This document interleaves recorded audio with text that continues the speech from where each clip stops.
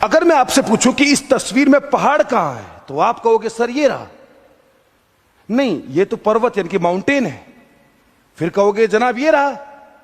नहीं, ये तो पठार यानी कि प्लेट्यू है। तो पहाड़ कहां है? ये पर्वत, ये पठार। देखो मैं आपको बताता हूं, सबसे पहले तीन फर्क होते हैं। एक ऐसी उच्च भूमि जिसकी कोई चोटी होती है, पीक होती है, उसको बोलते हैं माउंटेन यानी कि पर्वत, और उसकी ऊंचाई जनरली 600 मीटर से ऊपर होनी चाहिए। 600 मीटर, समुद्र के स्तर से 600 मीटर ऊपर होनी चाहिए।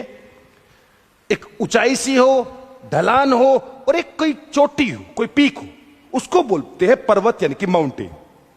और अगर कोई उच्च भूमि यानी कि हाईलैंड है, लेकिन ऊपर छत की तरह है, छत की तरह, और किसी भी एक साइड के किनारे से बिल्कुल खड़ी ढलान हो या खड़ी चढ़ाई हो, उसको बोलते हैं पठार। पठार बोले तो प्लेट्यू। तो बोले जी पहाड़ किसको कहते हैं? पर्वत के छोटे भाई को। कहने का मतलब यह है जिसकी उच्च भूमि, जिसकी ऊंचाई 600 मीटर से कम होती है और इस प्रकार से थोड़ी थोड़ी राउंड शेप की होती है, कोई पीक या कोई चोटी नहीं होती है, राउंड शेप में, लगभग लगभग, तो उसको बोलते हैं पहाड़ यानी कि हिल। जैसे अरावली के माउंटेन्स नहीं, अरावली हिल्स।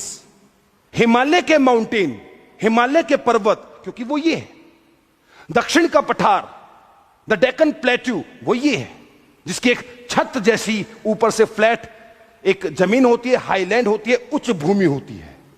तो इस प्रकार से बचपन से ही जब बच्चों को आप पढ़ाओगे क्या पहाड़, पर्वत और पठार में क्या फर्क होता है, तभी बच्चे फ्यूचर में ऑफिसर लेवल के लिए तैयार होते हैं। और उसी के लिए मैं आशीष अंतिल लेकर आया हूं यंग ऑफिसर बैच, 5वीं क्लास और उससे ऊपर के बच्चों के लिए।